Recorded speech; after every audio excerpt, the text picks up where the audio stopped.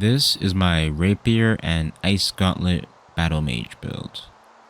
It has a ton of sustain, purifies, and defenses, while at the same time, because of the synergy that our Ice Gauntlet has with our Rapier, is a very deadly up-close fighter.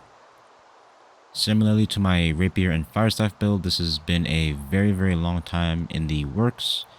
We're going to go super in-depth with my stats, gear, skills, and playstyle. Honestly, this is a super fun build to play. Hopefully by the end of the video, you get a super solid idea of how to run it, and I hope you enjoy. But with all that out of the way, let's jump into the build. First off, taking a look at our stats. Being that this is a hybrid build, we have our points split up between Dex and Intelligence.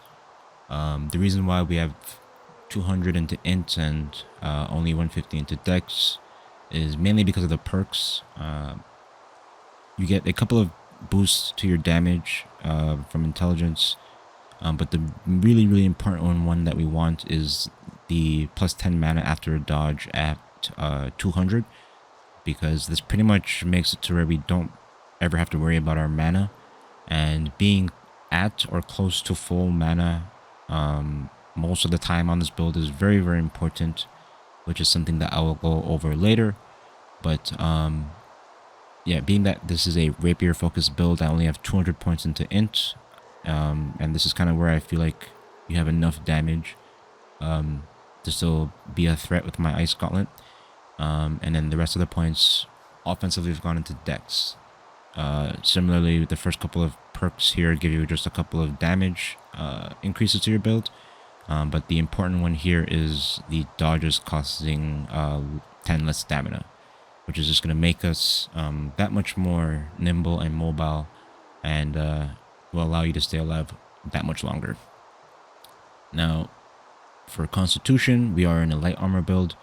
As I've mentioned many times in the past, 150 Constitution is the bare minimum that I would personally run in a light armor build.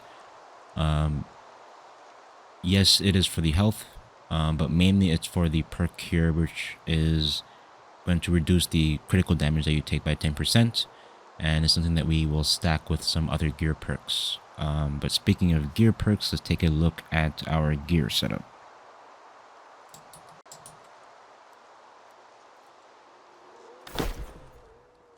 So for our gear, as I mentioned, we are in light armor. So the only medium piece we are running is going to be on our chest piece, but everything else is going to be at light to get us to that 12.7 equip load. When it comes to perks that I value on my build personally, with the addition of some perks that have been added to the game recently, mainly the shrieking perks, there's been quite a debate as to what's important or what's the best for builds. Me personally, for light armor builds in particular, first off, I always am going to value resilient. Resilient is super important, and it's the thing that allows you to pretty much play a light armor build, because not having critical hit damage reduction pretty much makes it to where everything can two-shot you. So in order of importance for the perks that I would want for a light armor build, I always want resilient first, because we are running Rapier and Ice Gauntlet. Second, I am going to want weapon perks, so things like Sundering Riposte and Omnidirectional Evade, and then some other ones for my Ice Gauntlet, which I'll go over here in a second. And then lastly, it's whatever else you can get on the build. And what I was able to fit on here is Shrieking Energy, or Shirking, excuse me. So let's just take a look at the gear in order from piece by piece. On our headwear, I am running Resilient and Refreshing and Invigorated, because it's kind of just a free slot, and the Sinful Glare, if you have a free slot on your build, is just a very solid piece of gear to have on pretty much any light armor build because of these perks that it provides you here. Invigorated is really strong, and it's going to go into another trait of the build, which I'll go over here in a second. But on our chestware, I have a resilience and sundering riposte, excuse me. On our gloves, we're running omnidirectional evade and resilient. On our leg wear, we have shirking energy and healing tomb. And then on our boots, just resilient and refreshing. On our jewelry pieces here, we are running refreshing and health. On our ring, I am also running refreshing, but hardy and keen is the main perks that you're going to want here. And then on our earring, we were running refreshing toast and purifying toast. And I'll kind of go over this perk in a little bit here. But if you haven't seen my rapier and firestaff builds, the rapier that I was running on that build was not a damage focused rapier. It was something that provided us other things, but on this build we are going straight up for just as much damage as you can get. The Officer's Ceremony is a very, very, very nice rapier if you haven't done the PvP track yet, and it's something that you can obtain through there. Penetrating Backstab is a huge damage boost for a perk there, and then Vicious and Keenly Empowered as well. Just trying to get as much damage as we can on this rapier. But if you don't have this, pretty much anything with damage, so Keen Vicious, Vicious Keenly Empowered, Vicious I feel like is probably one of the main perks that you're going to want to try to get on there. But taking a look at our Ice Gauntlet, I'm running the Crystalline Curse. And this is something that I would probably say to just get in particular for this build. It frees up a slot on our gear to be able to run other things because it has Unending Thaw, which is another very important perk to have on this build. But other than that, we have Refreshing Move and Enchanted, which just boost our damage a little bit and allow us to get some of our abilities back off of cooldown just a little bit faster. This Ice Gauntlet here you can obtain if you have your Arcana up to 200. Once you hit 200, it will allow you to craft this. The requirements for it are pretty cheap, honestly. At least when I went to go purchase it, it's not actually showing me here, but once you hit 200, it'll allow you to craft this Ice Gauntlet here. And if you don't have it, ask a guildie or a friend. I'm sure somebody will craft this for you for free if you just give them the materials for it. But yeah, as far as the perks go, we are running just a couple of refreshing pieces as you saw. Not as many as my rapier and firestaff build, but the gear perks that I have, or the weapon perks, excuse me, so Healing Tomb, Omnidirectional Evade, Sundering Riposte, and Unending Thaw are very pivotal and vital to this build. So those are all things that I would definitely try to get, in addition to Resilient, of course.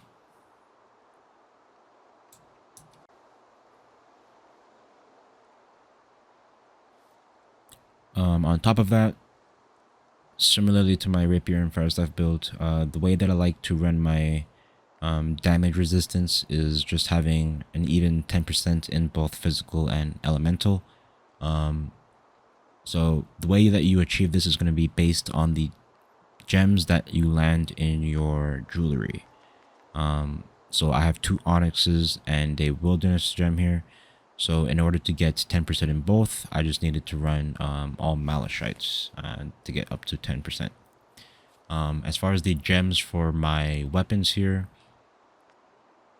I am not actually running a malachite, which is a pretty common gem to run in the Ice Gauntlet. We're actually running the opportunist gem here, which increases our damage when the target is lower health, which is something that is pretty important and synergizes with our playstyle, but I'll dive a little bit deeper into this once we go over the abilities. And then for our rapier, this is a must. You are running an ice gem in here. And this is very, very important and has synergy with our Ice Gauntlet, which I'll go over in just a second here. But having an Ice Gem in your Ice Rapier, excuse me, is a must for the build.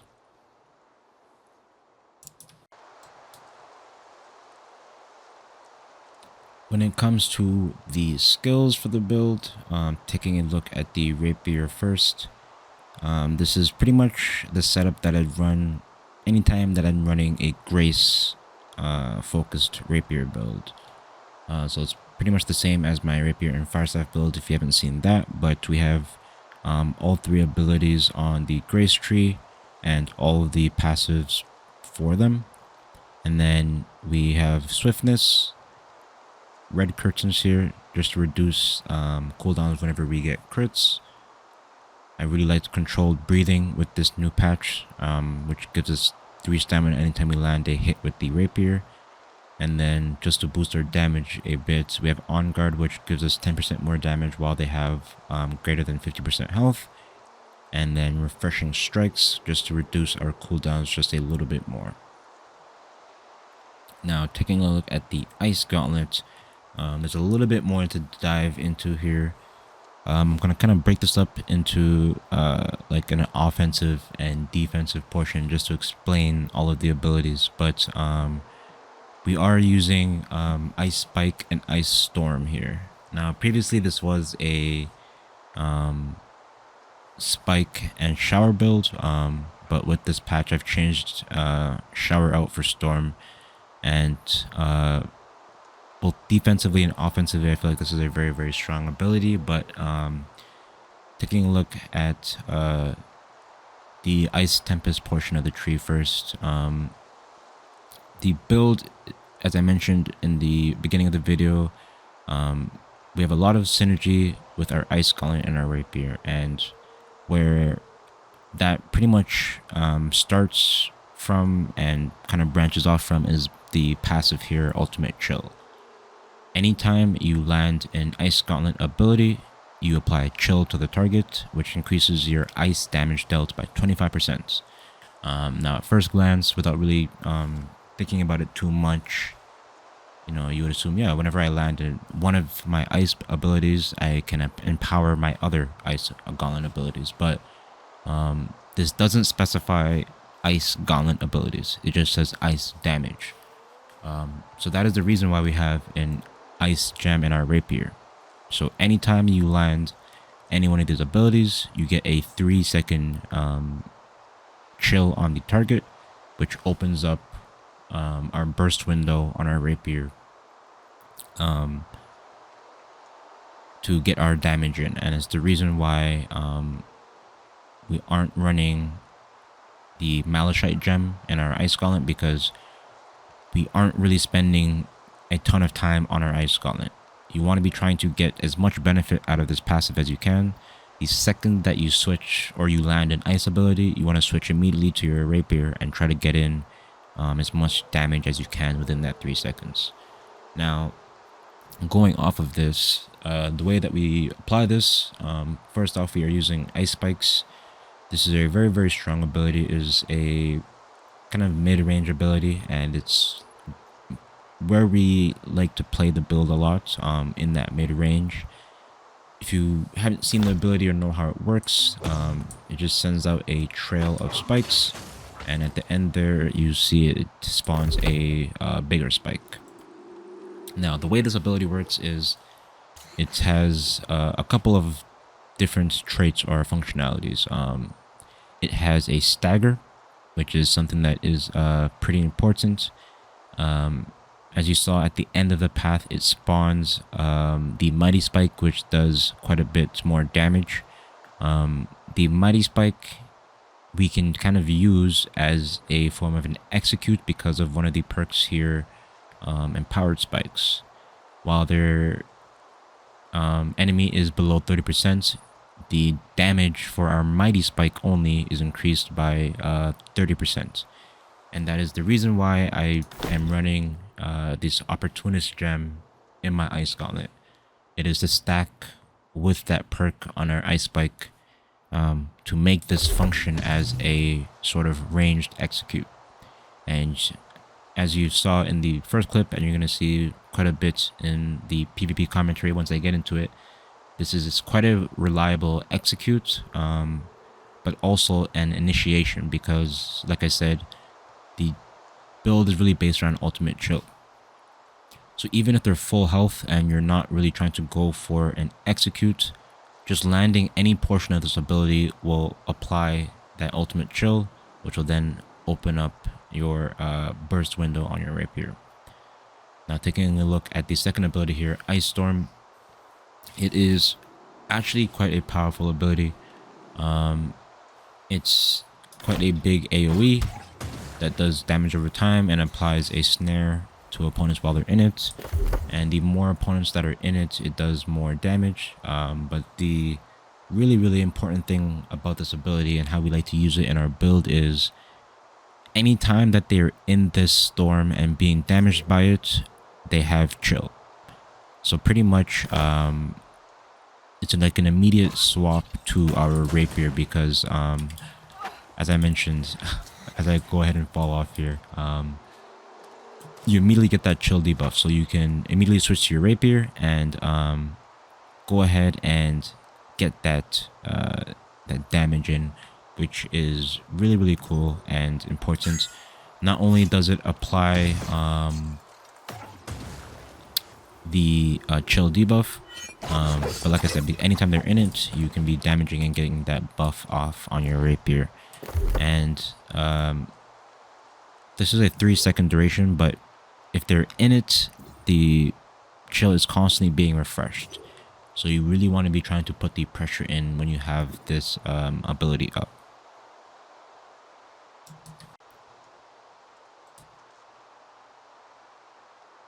Now taking a look at the defensive portion of our Ice Gauntlet here, this provides quite a bit of sustain and defense, as I mentioned, to our build. The first perk here we have is blocking stamina, which is actually quite important and quite underrated.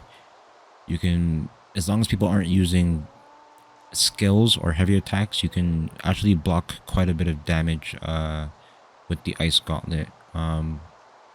Blocking is kind of an iffy thing. It's not something that you want to be doing a lot, but it is an option and just something to be aware of. But the only ability that we have on our Ice Gauntlet here, or on the builder side, excuse me, is Entomb.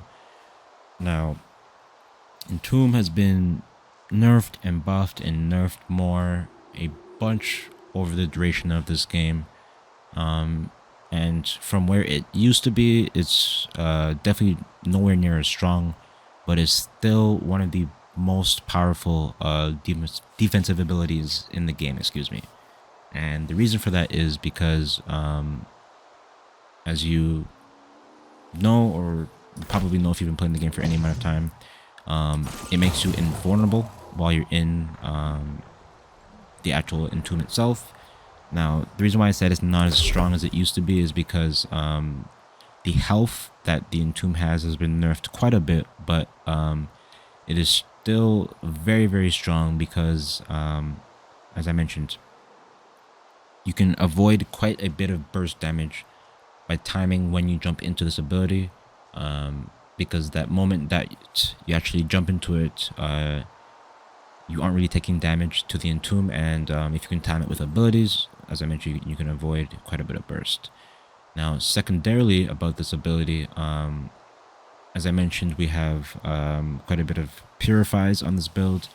This is one of the only abilities, I'm pretty sure. I'm not sure about the life staff because I haven't used that at all, pretty much. But in terms of the offensive abilities, or of offensive weapons, excuse me, this is the only weapon that has a cleanse on it. And cleanses in PvP in any game are huge. And this is one of the things that allows us to be as durable and sustain for as long as we can in fights. This, in addition, when paired with Purifying Toast, we can pretty much always never have debuffs up on us, as long as you kind of time when you use your regen potion and when you use Entomb. Now, I know that there is a amulet that has Purify, which, you know, would seem like it is something that you could use in addition to Purifying Toast and Entomb. But in testing, because this only triggers when you're below 50% health, it actually ends up conflicting with Entomb, because generally speaking, that is when you would want it to be using your Entomb. And because this has a 90-second cooldown, almost every single time this is going to trigger before you can proc your Entomb. So your cooldown is going to go off for this first. And generally speaking, if you're below 50% health, even though you're able to purify the debuffs off on you, it's going to be quite difficult to stay alive depending on the situation you're in. But most situations, because we are in light armor, being this low is going to be very difficult to survive. And because we're kind of purifying the debuffs once we hit that point, then jumping into our Entomb, I found it kind of negates the cleansing tomb, and it's honestly just pretty difficult to try and balance those two perks. So I've just found for myself, I'd rather run refreshing on my amulet and just be able to get the cooldown for this just a little bit lower and reliably be able to cleanse debuffs when I need to. And besides that, we are running Defiant Freeze. So anytime we cast an ability, we get a 2-second Fortify, which persists when we swap to our Rapier.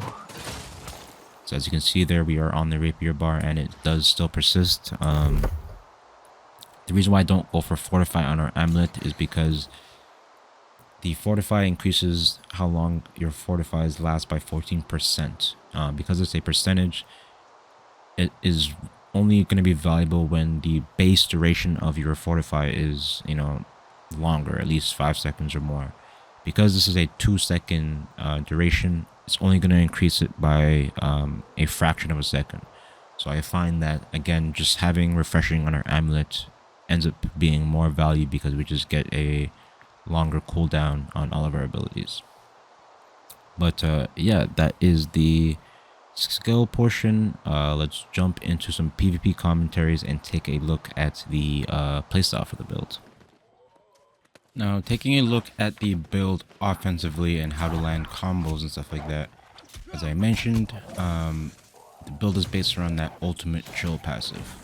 So being able to land either Storm or Spike and capitalize on them being chilled, as you saw here. We use the Flesh through our own Ice Storm. Even after he exits that Storm, he's still going to have that lingering buff on him. We follow up with a couple of Rapier hits and we're able to finish him off through his Flamethrower. And essentially, it's pretty straightforward. Either trying to land a Spike or a Storm is how you want to try to initiate your burst. Now, what that doesn't mean is if I go for a Spike and a Storm and they both miss, I kind of just run around and wait for them to come back off of cooldown. We still have probably some of the most reliable, consistent, and some of the highest DPS being the Rapier.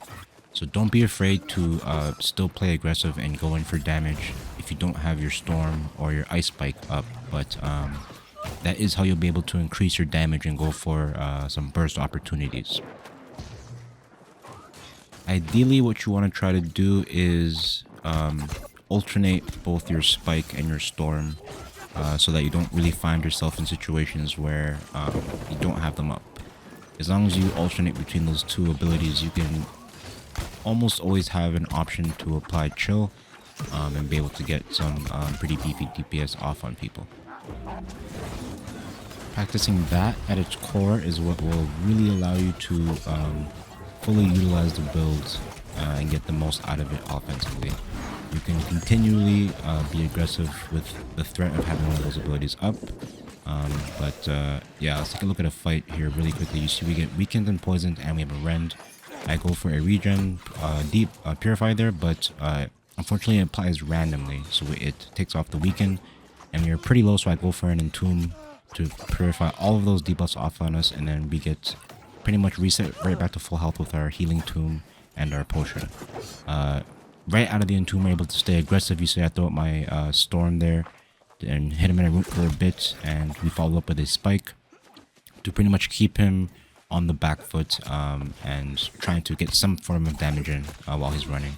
And you see just dodging both those bow attacks. We're going for a quick little evade combo there, back up, and as I mentioned, that ice spike is a very, very reliable ranged execute. So seeing that he's in a spot there, we just roll back and land a pretty beautiful execute there.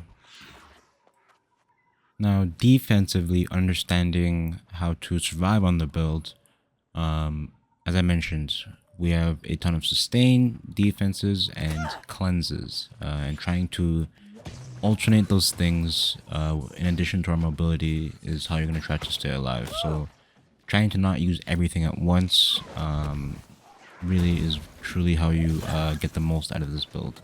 So you see we're on the our own point here at the beginning of the match, and we get immediately rushed on by a couple of opponents. I kind of just kite myself back up to the stairs here, and we are able to pull one of the mages. The reason why I don't go for a full entomb plus health potion reset there is because she's also low on health. So you see I just chug a potion really quick and stay aggressive. We're able to follow up with the damage out of our storm and finish off that mage before this healer can keep her topped up. Just staying here and not really intending to kill this healer, but just kind of getting an idea of the situation. And the second that I see another opponent come in, we're pretty much just going to leave the fight, because when it comes to fighting ranged builds, it becomes pretty difficult to finish them off, as they have usually quite a bit of mobility to stay away and get healed by the healer. But you see we get jumped on there by a couple of players. We immediately just jump into our tomb to purify all of those debuffs off on us and get some health back. And using the mobility on our rapier, we're able to pretty much outpace everybody and make our way to the point here. But they are obviously still going to be chasing us. We throw out a storm on the bowman here just to see if I can land a combo here. And you see we're able to capitalize and get a really, really convincing kill there. You see we popped the storm and had him right in the middle of it, and like I said, immediately followed up, and we're able to finish him off and get quite a bit of burst damage before anybody else shows up on the point. And with the rest of the players now showing up, we're trying to do our best to evade. We throw on the storm just to slow them a little bit, and then we do a good little job of evading and getting out of the point here. And we now have the mage again on us. We get her quite low and force her into the entomb. And I'm seeing if I can try to finish her off here, but as the healer now shows up, this turns into a fight that we really can't win. So again, I'm just going to use my ice abilities to snare and slow them down where I can, and try to just kite and see if I can find an opening to burst somebody. But they're all staying pretty packed close together, so I'm finding it pretty hard to find an opportunity to land some burst here. So we just do a little bit more kiting, try to see if we can go ahead and pull somebody away from the rest of the group, but still doing a pretty good job of avoiding death, and like I said, cycling our purifier from our regen potion and our entomb to pretty much never get bogged down. But you see I end up seeing the mage here, and we jump back on here. As you saw there, the healer is I think preoccupied with something else. So I wanted to see if I can go ahead and find an opportunity to finish off this mage before everybody else shows up. But we get pretty low, and I do notice that we do have a couple of teammates here on the point. So I'm going to go ahead and turn. We do land a pretty nice spike there, and as our teammate does land the ability as well, so we get them all pretty low. But I want to see if I can go ahead and focus the healer here. First of all, just being aggressive and having them focus on me is now making it to where he's not healing his other two teammates. So hopefully our other teammates there can finish off the kills. But as we get low here, we just jump into our entomb again to purify all those debuffs. You see we get a chunky heal from that entomb perk plus our potion. And we're going to just stay aggressive on this healer. You see we follow up on the DPS from our Ice Storm and the Hammer ability that he took from our teammate there. We, because of the Rapier, are able to stay consistently up on him and get some DPS. We take out the healer. Take a pretty nasty incinerate there, but we're able to purify one of the dots and stay decently healthy. and we're able to clear out the remaining targets on the point here. But a pretty long fight there, and I hope you're able to get a good idea of how not only you're able to avoid burst damage to avoid certain situations, but just the sustain, those chunky heals that you get from Entomb just allow you to continue fights for so much longer than you would normally be able to on a light armor build had you taken this much damage. But a really nice prolonged fight there to get a pretty nice defense on the point here and cap the point. And then lastly here, you're going to get to really see the true potential of the build and how far the defensive and sustainability aspects of the Ice Gauntlet can really take you in fights. We got a really big brawl here right outside of Sun, and the enemy team has a pretty decent siege set up outside of it, so our team can't really get a foothold onto the point. So we're going to do what we do and try to be a menace and dive in the middle of the enemy team and buy an opening for the rest of our teammates here. So you see we throw down his storm, we land the spike, also land the parry, so we have every single debuff off on that guy there. But he is getting healed by like 3 or 4 healers, so he is able to survive through our burst. But you see we see another healer on the edge of our vision here. We land just the edge of the spike there, and just 3 backstabs there. You see we're able to burst people down extremely quickly if you're able to get that chill debuff on there. But we make our way to the back side of the point here, and we do have some help from a boss healer, so you're going to see just what we're able to do when you have some help on this build. But I'm trying to see if I can make an opening, but you see almost all these people here are ranged builds, and they are set up and spread out really good. I tried to go for a combo out of my Ice Storm there, but you saw he did a really good job of avoiding that damage, and we are just getting straight pelted from this firing squad. As I mentioned though, we are with a healer here, so we are getting topped up to be able to survive a lot of this burst. But as we kind of reset and get our cooldowns back, I try to see if I can make my way back into the fight here. We land the spike, we get one of the bowmen very low, follow up with the flush to get him onto the point, and we are able to find our first kill there. Jump into the Entomb as soon as we get a bunch of bursts, and you see we have the healer with us on the point here. So the heals combined with our Ice Gauntlet, we're just straight up going to stay in this fight here. And you see we throw down the storm, turn around and flush down the stairs there to catch an opponent off guard who was chasing us to get the kill. We have a lot of opponents here, but we're just going to go ahead and straight up just stay and brawl on the point here. I tried to see if I can just avoid damage and not get stunned. Throw on the storm. You see we finally buy enough time and draw enough attention to get our teammates to jump onto the point here, and we start to get a little bit of help. Do a good job of spacing and avoiding the damage from the spear player here. Land the parry, get a bunch of damage in on him there. Looks like our teammates had cleaned up the rest of the enemies on the point, and we're able to turn and get some assistance to finish off the rest of these players here. But I think we were in this point at the beginning there. It must have been 2 versus 8 people plus. And as I mentioned, with the sustainability of this build, on top of the fact that we had a really good healer with us, we just straight up stayed on the point and brawled our way to victory here. And we go ahead and follow up Bowman here just to leave no survivors and see if we can finish off everybody here. But yeah, this is as I mentioned, very fun Battlemage build that I've really enjoyed putting a lot of time to get to this point here.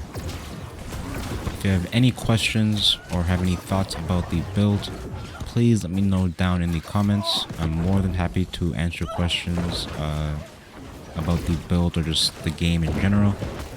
If you enjoyed the video, then liking and subscribing would definitely help me out tremendously.